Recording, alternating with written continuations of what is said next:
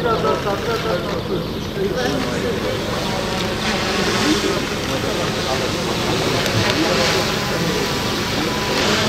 Tamam.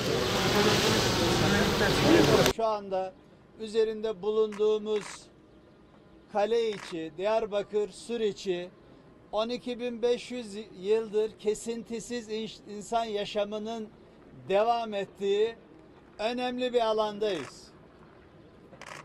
Ve Diyarbakır, Urartu'dan Asurlulara, Med'den Perslere, Roma'dan Bizans'a, Emevilerden Abbasilere, Mervanilerden Eyyubilere, Artuklulara, Selçuklulara, Osmanlılara kadar 33 medeniyete ev sahipliği yapmış önemli bir alanın üzerindeyiz. Değerli arkadaşlar, dün Ankara'daydım. Kültür ve Turizm Bakanlığımızda Bakan Yardımcımız, Kültür Varlıkları ve Müzeler Genel Müdürümüz, Genel Müdür Yardımcımızla Diyarbakır'da devam eden arkeolojik kazılar, kazı alanlarımız, Diyarbakır'da devam eden restorasyon çalışmalarımız, konservasyon çalışmalarımızla ilgili önemli bir toplantı yaptık. Değerli arkadaşlar, hepinizin bildiği, takip ettiği gibi surların dirilişi devam ediyor mottosuyla Diyarbakır surlarında son 7-8 aydır çok önemli çalışmalar yapıyoruz. Önce surların burçlarının temizliğiyle işe başladık. Kamyonlarca, tonlarca toprak ve çöp çıkardık surların burçlarından, müzemizin denetiminde. Sonra birinci etap ihalemizi yaptık. 7 kardeş burcundan başlayarak Benüsen burcu, Selçuklu Nur burcu ve Urfa Kapı burçlarını içine alan bölgede birinci çalışmamız o bölgede devam ediyor. Sonra ikinci restorasyon çalışmamızı, ihalemizi içerisinde bulunduğumuz İçkale surları ve burçlarıyla ilgili yaptık. Şu anda İçkale surlarında, burçlarında da restorasyon çalışmalarımız devam ediyor. Bitti mi? Hayır arkadaşlar, bizim 5200 metre surumuz, 101 tane de burcumuz var surlarda. Daha yapacak çok işimiz var. Onun için hemen 3. etap ihale aşamasına geçtik.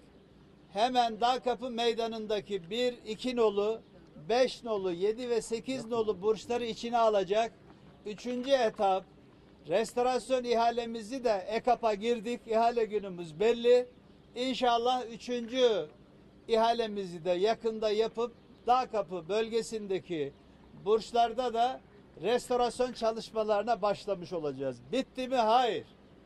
Hemen Keçi Burcu'nun etrafında bir peyzaj ihalesi yaptık. Peyzaj ihalesini yaparken gördük ki o bölgede de surlarda çok önemli deformasyon var. Müdahale etmezsek belki surların yıkılabileceği problemler ortaya çıktı. Orada bir çalışmamız şu anda devam ediyor. Esas kale içinde devam eden işimiz üzerinde bulunduğumuz Amida Höyük kazı bölgesi arkadaşlar. Dicle Üniversitemiz, Kültür ve Turizm Bakanlığımızın işbirliğiyle şu anda burada çok önemli bir kazı çalışması var. Üniversitemiz öğretim üyelerinden Profesör Doktor İrfan Yıldız hocamızın başkanlığında devam eden, bizim Diyarbakır Büyükşehir Belediyesi olarak çok ciddi destek verdiğimiz bir kazımız şu anda devam ediyor. Kazdıkça Diyarbakır sur içi, kale içi bize sürpriz vermeye de devam ediyor. İşte geçen hafta basınla da paylaşıldı. Hemen Amida Höyük'le kalenin surları arasında Roma yolu, tarihi 2000 yıllık Roma yolu ortaya çıkarıldı. Geçen hafta arkamda görmüş olduğunuz şehrin fetih kapısı olarak bilinen ve 1970'li yıllardan bugüne kapalı olan kapıyı da açma kararı aldık. Çünkü bu bölge artık çok önemli bir bölge haline geliyor ve yeni bir kültür rotası sur içinde, kale içinde yeni bir kültür rotası ortaya çıkıyor. Artık burçları da kullanmaya başlayacağız. Belli fonksiyonlarla kamu hizmetlerinin bir kısmını burçlara aktararak insan nefesinin bu burçlara değmesini de sağlayacağız. Maalesef kullanmadığımızda başka maksatlarla kullanılmaya başlıyor. Bir müddet sonra da oralar girilemez hale geliyor. Onun için işte Sur Belediye'mizin talepleri var. Büyükşehir Belediye'mizin talepleri var. diğer kamu kurum kuruluşlarının, sivil toplum kuruluşlarının talepleri var. Onları da değerlendirip uygun olanlara Kültür ve Turizm Bakanlığımızla dün yaptığımız toplantıda onu da değerlendirdik. İnşallah bakanlığımızın tahsis etmesiyle burçları da kullanmaya başlayacağız.